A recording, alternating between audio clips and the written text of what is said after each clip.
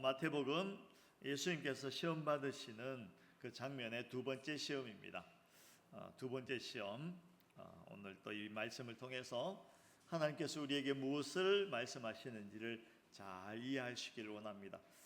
성도의 정말 중요한 자세에 대해서 말씀하십니다. 그러니까 잘 이해하시기를 원합니다. 그리고 들리는 이야기로는 마태복음을 20몇 번 읽은 분이 계시대요.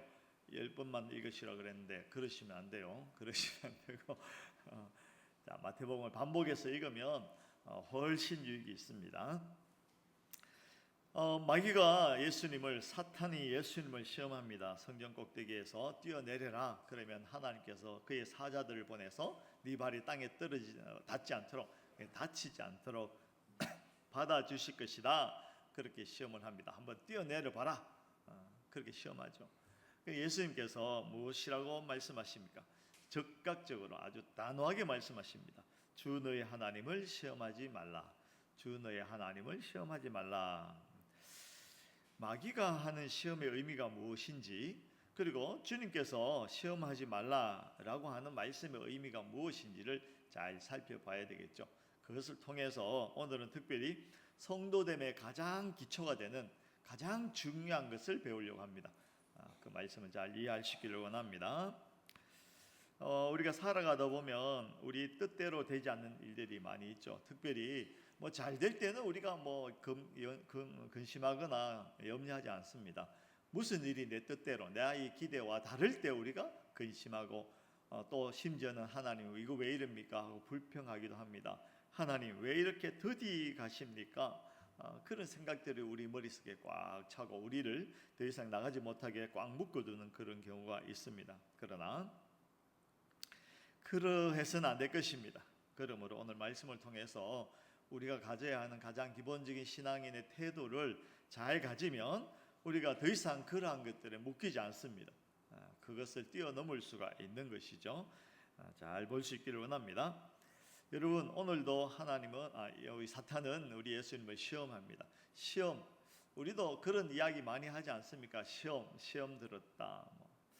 근데 보통은 시험하면 그 의미가 무엇이냐면 효용성을 확인하기 위해서 우리가 시험하기도 하죠. 예를 들어서 도구, 저는 이 공구를 참 좋아합니다. 그 중에서 예를 들어 톱을 하나 샀다.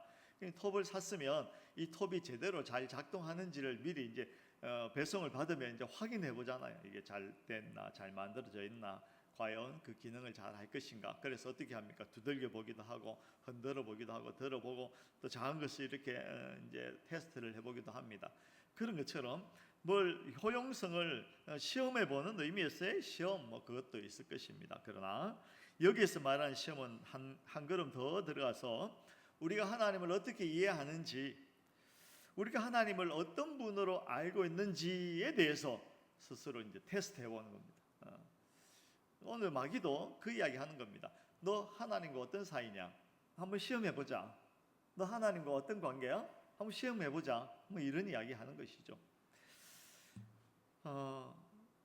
우리가 하나님을 어떤 분으로 알고 계시든지 간에 그 하나님을 어떻게 이해하고 있는지 그것을 좀 확인해 볼 필요가 있습니다.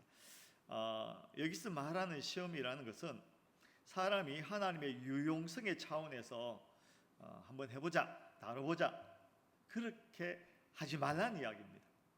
하나님을 과연 유용한 분인가, 하나님은 나를 어떻게 생각하시는가, 그것을 테스트하지 말라라는 의미에서 너는 시험하지 마라, 그렇게 말씀하시는 것입니다. 이것을 잘 이해하기 위해서 우리 욥기를 이제 보려고 합니다. 욥기 1장을 한번 보겠습니다. 욥기 시편이거든요. 그러니까 욥기 1장을 보시면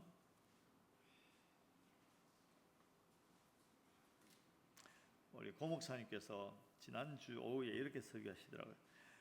제가 설교하면 다 좋는데 성경 찾자 그러면 다 눈 뜨고 이제 그때는 이제 여러분 조심하면 안 됩니다. 욥기 1장 6절에 보면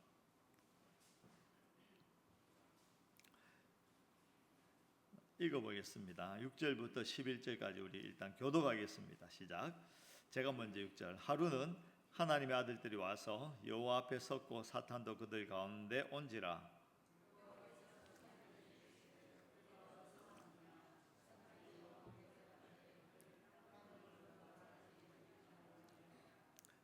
여호와께서 사탄에게 이르시되 내가 내 종 욥을 주의하여 보았느냐.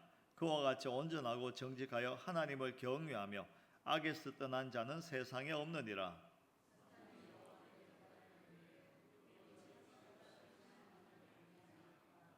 주께서 그와 그의 집과 그의 모든 소유물을 울타리로 두르심 때문이 아니니까. 주께서 그의 손으로 하는 바를 복되게 하사 그의 소유물이 땅에 넘치게 하셨음이니이다.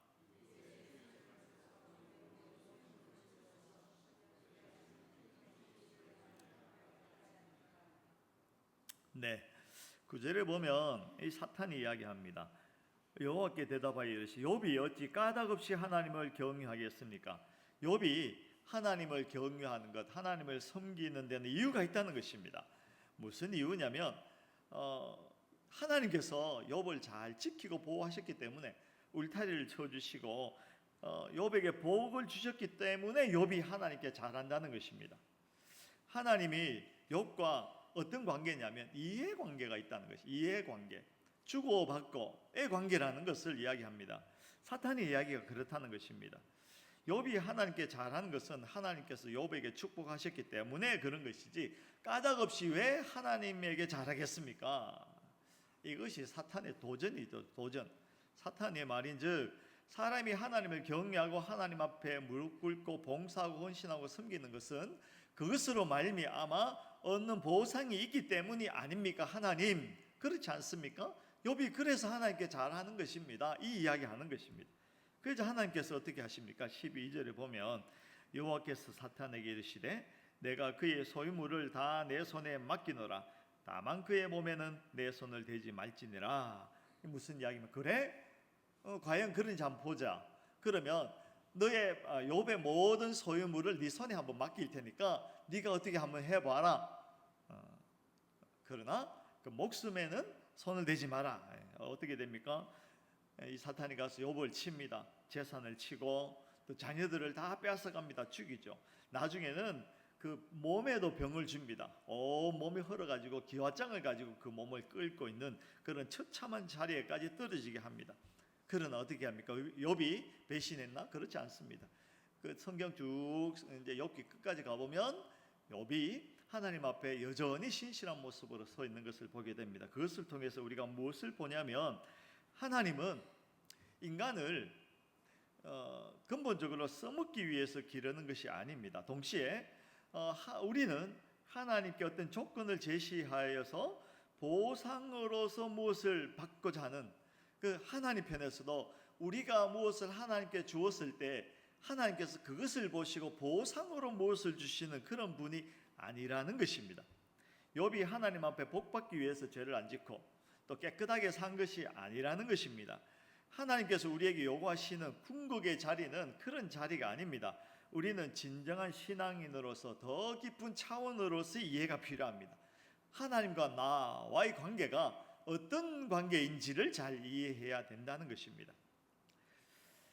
하나님의 뜻을 잘 확인해야 될 필요가 있습니다. 하나님은 우리에게 도덕과 윤리와 어떤 법의 차원 이상의 관계를 요구하신다라는 것을 잘 이해할 필요가 있습니다. 욥기를 통해서 우리가 그것을 결론으로 알 수가 있습니다. 이 하나님의 뜻을 가장 선명하게 나타내 보여주는 것이 또 로마서에 있습니다. 로마서 1장 찾아보도록 하겠습니다. 로마서 1장 16절 17절입니다.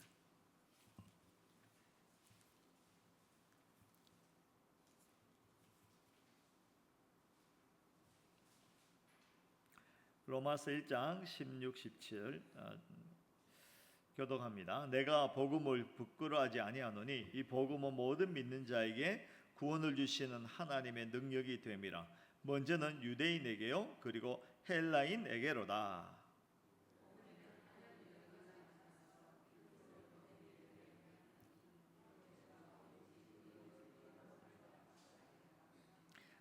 아멘.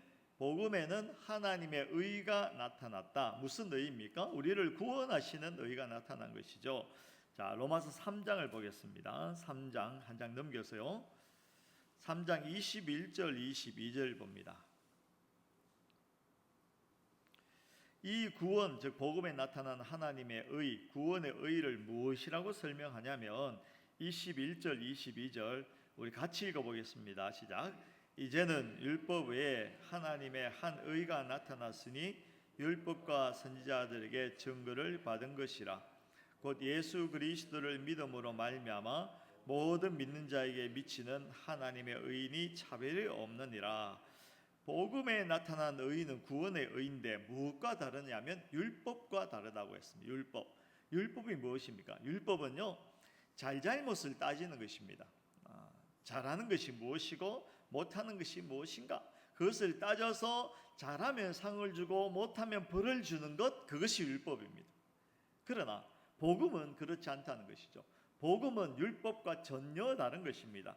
우리가 얻은 구원은 예수 그리스도로 말미암은 의에 의한 것이지 우리의 잘잘못을 따져서 주신 것이 아니라는 것입니다. 잘못에 관한 책임과 빚을 갚아야 되는 우리의 몫이 거기에는 없다는 것입니다. 예수를 믿으면 구원 얻는다라는 선언 중에서요, 예수가 가장 중요한 것입니다. 복음에는 하나님의 의가 나타났습니다. 어떻게 나타났습니까? 율법을 따라서, 잘잘못을 따라서 판단해서 나타난 것이 아니라 하나님께서 우리의 죄를 당신이 해결하시고 우리를 구원하신 것입니다. 우리가 잘못했지만 우리가 그 잘못에 대한 대가를 치르게 하지 않고 우리의 잘못을 하나님께서 대가를 치르시고 우리를 구원하신 것입니다. 이런 구원을 율법이 아니라 또 법의 차원에서는 도저히 이해할 수가 없는 것입니다. 법의 차원에서는, 율법의 차원에서는 말씀드린 대로 잘못한 것은 벌을 주고 잘한 것은 상을 주고 잘잘못을 따져서 그 책임을 묻는 것입니다. 법의 차원에서는 그런 것입니다. 빚을 진 자가 빚을 갚아야만 비로소 둘이 관계가 정상화되는 것입니다. 어떤 영화에 보면요, 깡패 중에 가장 악랄한 깡패가 그 빚받으러 다니는 깡패래요. 여기 사채 빚받으러 다니는 깡패들 보면 정말 악랄하죠. 그 사채 빚을 지고는 그 빚을 해결하기 전에는 절대로 관계가 정상화되지 않습니다. 신체 포기각서, 실제로 그런 게 있는지 모르겠어요. 영화에 보면 많이 나오죠. 그 갚다 못 갚으면 장기를 빼서 팔아버리고 비로소 그래서 빚이 청산되는 것입니다. 갚을 게 있으면 끝까지 갚아야만, 잘못한 것이 있으면 끝까지 그 잘못에 대한 책임을 져야만 관계가 정상화되는 것, 죽어야 청산이 되는 것, 이게 법의 차원입니다. 그러나 이 구원에 있어서는 그렇지 않습니다. 하나님은 범죄한 우리에게 그 범죄에 대한 값을 묻지 않습니다. 책임지라고 하지 않습니다. 해결하라고 하지 않으십니다. 오히려 하나님께서 해결해 버리신 것입니다. 이것이 구원의 차원이죠. 하나님 편에서 채권자가 채무자의 채무를 대신 지신 것입니다. 용서, 은혜 이런 단어는요, 법의 세계, 율법의 세계에서는 전혀 존재하지 않습니다. 은혜로 주시는 믿음의 세계에만 존재하는 것입니다. 예수를 믿으라라는 이야기는 바로 이것입니다. 우리를 법의 세계가 아니라, 그런 세계가 아니라 은혜의 세계, 믿음의 세계로 우리를 부르는 것입니다. 예수 믿으라라는 의미는 그런 의미입니다. 그것을 꼭 기억하시기 바랍니다. 이 세상의 사람과 사람 사이의 관계는요, 다 이해관계이죠. 저 사람과 내가 친해야 내가 무슨 이익을 얻을 것인가, 저 사람은 멀리 해야만 내가 어떤 불이익을 당하지 않을 것인가, 이런 관계들로 엮여 있는 것입니다. 이것이 세상 사는 이 세상의 가장 강력한 법칙입니다. 그런데 하나님은 우리를 창조하실 때 그런 법적 관계의 대상으로 만들지 않았습니다. 하나님은 우리를 하나님의 형상대로 지으셨고 세상 가운데 우리를 다스리는 경영자로 임명하셨습니다. 최고의 인격자로 만들어 주셨다는 것입니다. 그러므로 하나님은 인간들과 진실한 교제, 진정한 사랑을 나누기를 원하십니다. 그것을 위해서 우리를 하나님의 형상대로 창조하신 것입니다. 우리에게 하나님의 인격을 부여해 주신 것입니다. 그것으로 우리는 하나님과 비로소 진실한 교제, 사랑의 교제를 나눌 수 있는 존재가 된 것입니다. 그런 존재로 창조된 것입니다. 하나님 보시기에 심히 좋았더라 라는 것이 그 상태를 이야기하는 것입니다. 여러분 잠깐만요. 제 말이 잘 들리십니까? 제가 잘 들리세요? 거짓말 아니죠? 근데 제게는 제 소리가 안 들려서 제가 이렇게 막 소리를 지르는데 목사님 모니터 소리를 더 크게 좀 키워보세요. 이 마이크를 말하면 이쪽에서 들려야 제가 편안하게 이야기하거든요. 근데 이게 안 들리고 저 앞에서만 들려서 제가 이제 힘들어요. 이거를 좀 더 하울링이 안 날 때까지 오욱스 1번의 아웃풋을 올리면 됩니다. 하울링이 안 날 때까지 올리세요. 과감하게 올려서 하울링이 짱 됐어요. 이 정도. 사실 이거보다 좀 더 크면 이제 들립니다. 이게 참 묘하거든요. 왜 그러냐면 여기서도 나고 있고 여기서도 나고 있어요. 그런데 앞에서 나는 소리가 조금이라도 더 크면 이 소리가 안 들려요. 앞에 소리보다 이 소리가 조금이라도 더 커야 비로소 제 귀에 여기서 나는구나 라고 인식을 해요. 그럼 이제 좀 차분하게 이야기할 수 있어요. 몰랐죠?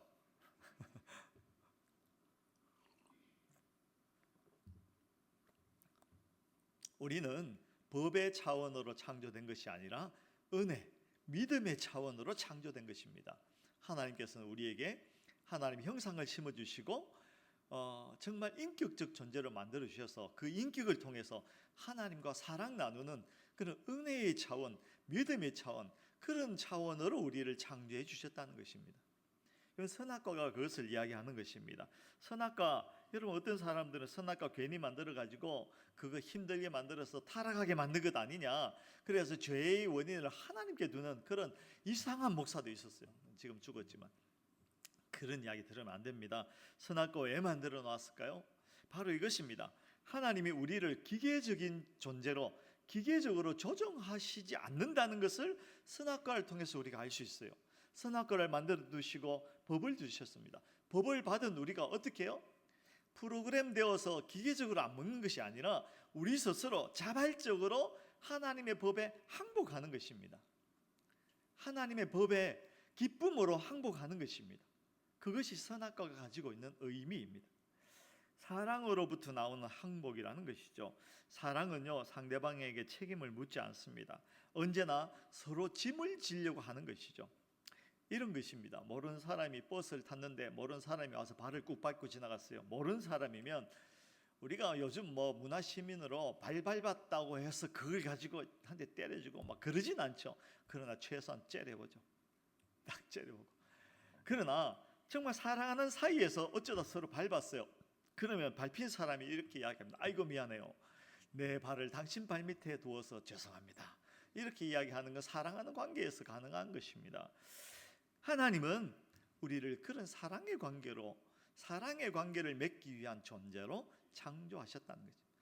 구원도 우리 법의 관계 속에서 우리를 불러주신 것이 아니라 그 믿음과 은혜와 사랑의 관계 안으로 우리를 불러주신 것입니다.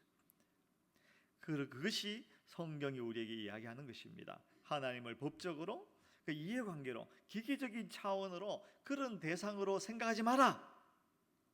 만약에 우리가 그렇게 생각하고 무엇인가 한다면 하나님을 시험하는 것이다. 그 이야기입니다. 그러므로 예수님께서는 너 하나님을 시험하지 말라. 이것이죠. 뛰어내리면서 하나님이 나를 사랑하나 안 사랑하나, 그걸 한번 시험하고 그 관계를 의심하면서 시험하고 우리가 이것을 하나님께 무엇인가 갖다 드리면서 과연 하나님이 나를 사랑하시는가, 이것은 그 근본적으로 하나님과 우리 사이에 맺은 그 관계를 시험하는 것이죠. 그거 하지 말라는 것입니다. 하나님은 우리를 사랑과 믿음의 대상으로 부르셨고 또 우리에게도 하나님을 대하여서 사랑과 믿음으로 반응할 것을 요구하시는 것입니다. 하나님께서 먼저 우리를 그런 관계로 불러주시고 또한 우리에게 요구하시기를 너희도 내가 너희를 보는 것처럼 너희도 나를 사랑의 관계로, 믿음의 관계로, 은혜의 관계로 바라보아라. 그런 관계로 이해해라. 그거 하시는 것입니다. 마태복음 7장에 가면요, 마태복음 7장 9절로 11절 한번 보시기 바랍니다. 마태복음 7장 9절로 11절.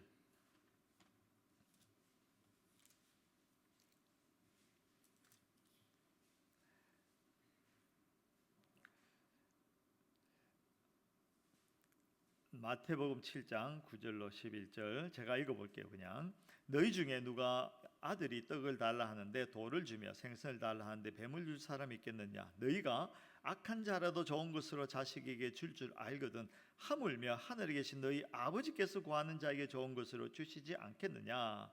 하나님은 우리 어떤 관계라는 것입니까? 아버지라는 거예요. 아버지 부모와 자식의 관계라는 것입니다. 법적 관계, 이해관계, 기계적 관계가 아닙니다. 아버지와 아들은 사랑으로 맺어지는 것이죠. 사랑의 관계라는 것입니다. 그 사랑의 관계는요, 이런 것이죠. 자식이 뭘 잘못했어. 밖에 가서 잘못했어요. 그 잘못하고 들어올 때 어떻게 합니까? 막 째려보고 누구십니까? 들어오지 마세요. 누구세요? 관계 단절, 그거 아니잖아요. 그 사랑하는 사이에서는요, 그 아들이 밖에서 무슨 잘못된 일을 했다 그러면 전화하고 난리나. 너 더 빨리 들어와 이놈 자식. 내 들어오면 가만두지 않을 것이야. 확 죽여버릴 것이야. 막 그렇게 열내고 분내고 화내고. 왜 그래요? 그만큼 사랑한다는 의미 아니겠어요? 하나님은 지금 우리에게 이렇게 말씀하시는 것입니다. 너희가 악한 자라도 자식에게 좋은 것으로 줄 알고 아는데 하물며 너희 하늘 아버지겠느냐? 이런 하나님을 뭘로? 이해관계로 바꾸지 마시고 기계적인 관계로 바꾸지 마시고 하나님을 법적인 관계로 바꾸지 말라는 것입니다. 내가 하나 해줘야 뭘 해주시고 내가 뭘 좀 해야 하나님께서 겨우 뭘 주시고 이런 기계적인 관계가 아니라는 겁니다. 그건 신앙이 아닙니다. 만약에 그게 신앙이라면 차라리 신앙생활하기 참 편해요. 그렇지 않아요? 뭐 하나님께서 정해준 의무만 다 하면 뭐 하나님께서 무조건 뭐 복 주실 거니까. 그게 신앙생활 아니고 그건 미신입니다. 우상숭배입니다. 하나님을 그렇게 생각하지 말라라는 것이 성경이 오늘 우리에게 하시는 말씀입니다. 우리가 하나님을 어떻게 이해하느냐 하는 것은요, 신앙에 있어서 가장 우선적이고 가장 중요한 것입니다. 신앙은 자기 체면도 아니고 자기 열심도 아니고 비나이다가 아니라는 것입니다. 신앙은 하나님이 누구이신가, 어떤 분인가 라고 하는 것을 이해하는 것이 먼저입니다. 다시요, 신앙이라고 하는 것은 내가 하나님을 믿는다라고 하는 것은 그 믿음의 대상이 나와 어떤 관계인가를 이해하는 것이 가장 먼저 해야 될 것입니다. 가장 먼저 이해해야 될 것이 하나님이 어떤 분인가, 그것이라는 거죠. 마태복음 6장에 보면 공중에 나는 새를 보라. 심지도 않고 거두지도 않고 창고에 모아들이지도 아니하되 너희 천부께서 기르시나니 너희는 이것들보다 귀하지 아니하냐? 너희 중에는 염려함으로 키를 한 자라도 더할 수 있느냐? 또 너희가 어찌 의복을 위해 염려하느냐? 덜에 핀 백합화를 보아라. 잘 생각해 보아라. 수고도 하지 아니하고 길쌈도 아니한다. 그러나 내가 너에게 말하는 이 솔로몬의 모든 영광으로도 입는 것이 이 꽃 하나만 갖지 못하였느냐? 오늘 있다 내일 아궁이에 던져진 들풀도 하나님이 이렇게 입히시거든 하물며 너희일까 보냐? 믿음이 적은 자들아, 하물며 너희일까 보냐? 속에 무엇이 들어있습니까? 하물며 내 아들, 딸 너희일까 보냐? 이 이야기입니다. 하나님께서 들에 핀 백합화, 공중에 나는 새도 다 먹이는데, 여러분, 하나님께서 새의 아버지인가요? 하나님께서 그 백합화의 아버지인가요? 아니잖아요. 하나님은 우리의 아버지잖아요. 하나님께서 그 들풀과 새도 먹이는데, 야, 나는 너희 아버지고 너와 나는 그 부자 관계인데 하물며 너희일까 보냐? 믿음이 적은 자들은요, 믿음이 아주 없는 자들은요, 그 하나님 아버지 되심을 생각하지 않고 그저 먹는 거, 입는 거, 그런 거에만 관심을 가진다는 거죠. 신앙의 가장 중요한 것은, 가장 핵심적인 것은 하나님이 나와 어떤 관계인가? 하나님이 나와 무슨 관계인가? 하나님은 나와 어떤 관계인가? 그것을 먼저 이해하는 것이 중요한 것입니다. 그것이 먼저입니다. 이방인의 신앙, 여러분 무엇을 먹을까, 무엇을 입을까 그것 염려하는 사람은 하나님과 관계없는 이방인들이 하는 것이다, 그렇게 말씀하시잖아요. 이방인들이나 그렇게 구한다라는 것이죠. 그러니까 우리 신앙에서 이방인적인 요소를 다 버려야 됩니다. 하나님께 우리가 뭘 갖다 바쳐야만 비로소 하나님께서 움직이고 하나님께서 우리의 기도를 들어주시고, 이렇게 생각하는 것은요 이방인들이 하는 생각이라는 것입니다. 그렇지 않나요? 맞죠? 아들은 그럴 필요가 없어요. 딸은 그럴 필요가 없잖아요. 그러니까 신앙의 가장 중요한 것은 나와 하나님이 어떤 관계이냐, 이걸 확인하고 이해하는 것이 먼저입니다. 그 다음에 가서 안 되면 징징거리기도 하고 하나님께 떼쓰기도 하고 하나님 돈 이렇게 하기도 하고 그러는 것이지, 그게 없이 그것도 모르고 하나님이 어떠한 분이고 나와 어떤 관계인지를 잘 이해하지 못하고 그저 지극정성으로 하나님을 어떻게 해보겠다라는 것은요 이방인이 가지게 되는, 이방인이 하는 습관이라는 것이 습관. 어른의 단계에서는 그러면 안 됩니다. 물론 우리가 어린이일 때, 어린아이의 단계에서는 뭐 그래도 이해가 됩니다. 그러나 성숙한 어른의 단계에서는 그렇게 하면 안 되는 것이죠.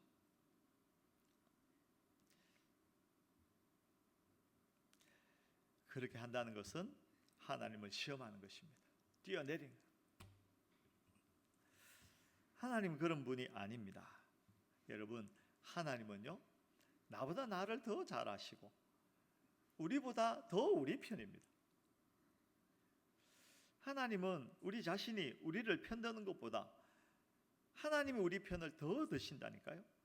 하나님이 어떤 분인가에 대한 이런 근본적인 어떤 이해타산적인 관계로 생각하고 있다면 그건 하나님을 모독하는 것이고, 그런 것들을 마음속에서부터 뽑아버려야 합니다. 주 너의 하나님을 시험치 말라라는 것이죠.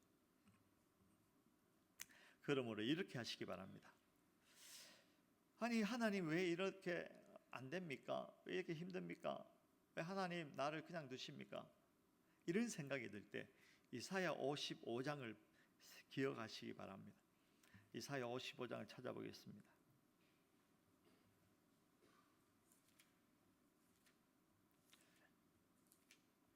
이사야 55장 8절로 11절.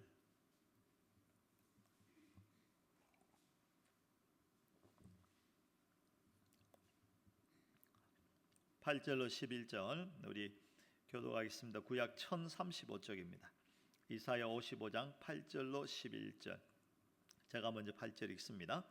이는 내 생각이 너희의 생각과 다르며 내 길은 너희의 길과 다름이니라. 여호와의 말씀이니라.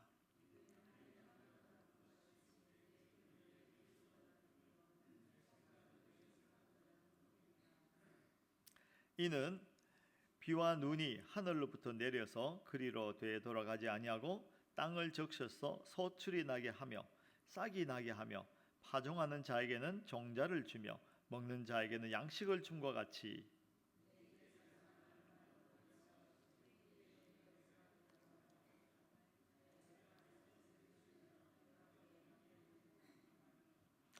아멘. 여기 보면 재미있는 표현이 있어요. 이는 비와 눈이 하늘로부터 내려서 그리로 되돌아가지 아니하고, 비와 눈이 하늘에서 내려서 그리로 돌아가 버려. 그러면 이 땅은 어떻게 되었어요? 완전히 죽어버립니다. 우리 여기 테라스에 토마토를 심어놨어요. 근데 이게 한번 심었는데, 여러분 이건 비밀입니다. 싹 심었는데 싹 죽었어요. 그걸 다시 심은 겁니다. 그 아이들이 보기 전에. 그 아이들이 보고 실망할까봐 얼른 다시 심으라고 해서 다시 심어놓은 겁니다. 잘 자라고 있어요. 왜 안 자랐나 봤더니 물을 옳게 안 준 것 같아요. 며칠 좀 너무 뜨거웠어요. 근데 비와 눈이 하늘로부터 내려서 온대로 돌아가 버리면 죽어버린 토마토와 똑같은 신세가 되죠. 돌아가 버리면 물고기가 살 데가 없네. 물고기는 강도 없고 호수도 없고 어디 살아야 돼요? 물고기가 그 구름 속에 살아야 되겠죠. 그렇지 않다는 겁니다. 여러분, 우리 인생이 때로는 잘 뭔가 안 된다, 힘들다, 어렵다라고 하는 그때에도 우리가 기억해야 될 것은 하나님께서 나보다 내 편이다. 그리고 그 하나님의 생각은 여기 나와 있는 대로 하늘이 땅보다 높음 같이 내 길은 너의 길보다 높다. 내 생각은 너의 생각보다 높다. 이걸 기억하셔야 돼요. 하나님께서는 우리를 너무나 잘 알고 우리에게 선이 행복이 무엇인지를 나보다 더 잘 아십니다. 그 하나님께서 여전히 나를 보고 계시고 내 편이 되어주시고 나를 위하여 일하고 계신다는 것, 앞에서 이야기한 대로 하면 아버지라는 것, 사랑한다는 것을 먼저 이해해야 됩니다. 그것을 이해함으로 지금 설령 내가 당하고 있는 이 일이 지금 내 편에서는 좀 이해가 되지 않는다 할지라도, 그러나 그렇게 내가 고난 가운데 있는 것이 하나님의 계획 안에 있고 내가 당하는 이 고난은 하나님의 지혜 안에 있다는 것을 기억하라는 것입니다. 내가 고난을 당하는 이유가 뭐냐면 하나님이 나를 사랑하시기 때문에, 하나님이 내 편이시기 때문에 그래요. 지금 되어지는 모든 일들은 내 지혜보다 뛰어난 하나님의 지혜 안에 있다.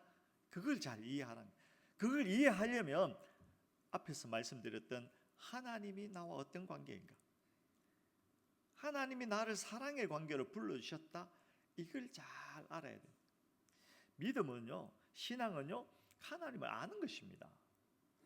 신앙이 좋다라는 것은 뭐 우리의 의지를 다해서 뭘 하고 이전에 그 하나님을 아는 것이 신앙이 좋다는 것입니다. 그 하나님을 알고 이해하는 것이 신앙이 좋다라는 것입니다. 그것이 기독교 신앙입니다. 쉽게 말하면 이것이죠. 하나님이 어련히 알아서 잘 하시겠는가? 그걸 품고 견디는 겁니다. 이 길이 더 옳지, 하나님의 뜻이 더 높지, 하나님의 지혜가 더 깊지, 그걸 고백하는 것이 신앙입니다. 여러분, 비나이다가 아니라니까요. 열심히 신앙과 기도의 핵심이 아닙니다. 하나님을 아는 것이 먼저이고 하나님을 이해하는 것이 신앙의 핵심입니다.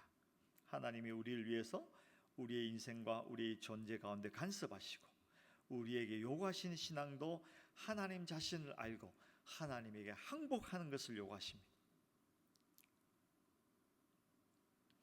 하박국서에 이런 말씀이 있죠. 하박국 3장 17절에 하나님께 늘 하박국이 기도했어요. 이야기했어요. 하나님, 왜 이 이스라엘이, 하나님 의인들이 고난받습니까? 하나님 고난받습니까? 근데 하박국 3장 17절의 결론이죠. 무화과 나무가 무성치 못하며 포도나무에 열매가 없으며 감람나무에 소출이 없으며 밭에 식물이 없으며 우리의 양이 없으며 양간에 소가 없을지라도 난 여호와로 인하여 즐거워하며 나의 구원의 하나님으로 인하여 기뻐하리로다.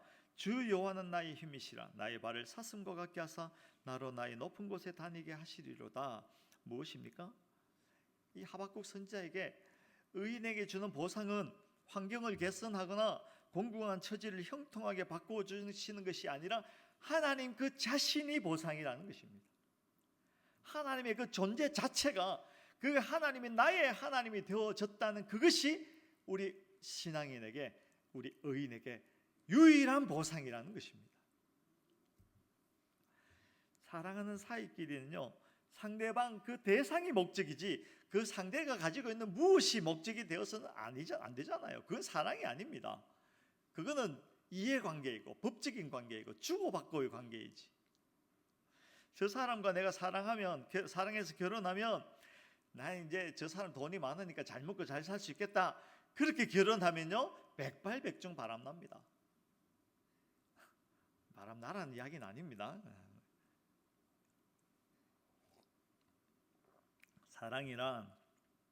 상대방이 가진 무슨 시계나 목걸이나 옷이나 이런 것이 아니라 그 사람 자체이고 그 사람의 마음이죠.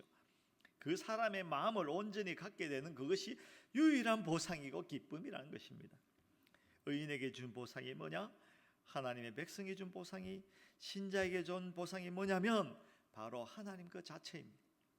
그 하나님이 나를 사랑의 관계로, 은혜의 관계 속으로 불러주시고 나의 하나님이 되어주셨다는 그것이 유일한 보상이라는 것입니다. 하나님이 가진 힘, 능력 말고요, 하나님 자신이 우리의 하나님이 되어주시고 우리의 아버지가 되어주셨다는 것. 그래서 하박국 선지자가 없고 없어도 나는 여호와로 만족한다. 하나님이 내 편이고 하나님 내 것이고 하나님이 나의 보상입니다, 나의 자랑입니다 라는 것이죠. 하나님은 우리에게 그렇게 요구하십니다. 하나님이 우리에게 그렇게 이야기하십니다. 반대로 내가 너에게 전부가 된 것처럼 너도 나를 전부로 여겨라. 하나님은 우리를 창조하시고요, 그걸 원하셨어요. 사랑 나누기를, 대화하기를. 하나님께서는 우리를 당신의 식탁에 불러서 그저 사랑의 대화를 나누기를 원하셨어요. 그것이 신앙생활입니다. 인격적 교제이고 사귐입니다. 하나님께서는요, 우리에게 무슨 대단한 능력을 발휘해서 우리가 대단한 것을 해서 하나님에게 엄청난 돈을 갖다가 드리고 하나님에게 뭘 해드리고 하나님은 우리를 도구처럼 생각하지 않으십니다. 하나님도요, 여전히 우리 자신을 원하십니다. 우리가 수단이 아니라 목적이라는 것입니다. 우리 자체가 목적이라는 것입니다. 하나님께서는요, 여러분 자체를 원하십니다. 오늘날 우리에게 원하시는 것도 바로 그것이죠. 하나님은 우리를 불러서 어떤 이익을 얻기 위해서, 우리를 써먹기 위해서, 이거 별로 안 좋은 이야기다만은 이승희 군사님 양해하고 들으시기 바랍니다. 시골에서 개 키울 때 왜 키웁니까? 복날에 두드려 잡아먹어요. 하나님 우리를 그렇게 생각지 않아야 하신다는 겁니다. 우리를 키워서 잡아서 어떻게, 그게 아니라는 겁니다.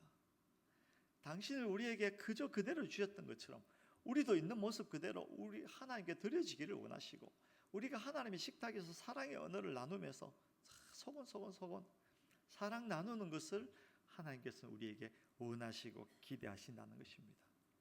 구원이 그렇지 않습니까? 구원이 그렇지 않습니까? 하나님은 질투하시는 하나님이십니다. 스스로 말씀하셨어요. 나는 질투하는 하나님이다. 나는 질투하는 하나님이다. 여러분, 누가 질투합니까? 사랑하는 사람이 질투해요.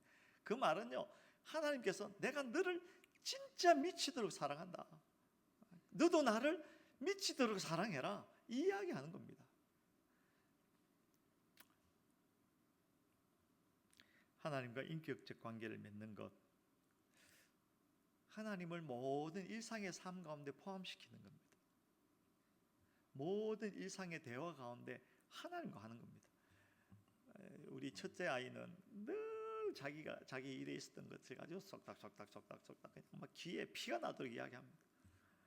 둘째 아이는 요즘 뭐하고 다니는지 저 도무지 모르겠어요. 집에 들어오면 그냥 인사도 대충 하고 지방에 들어가면 전화기 붙들고 1시간 2시간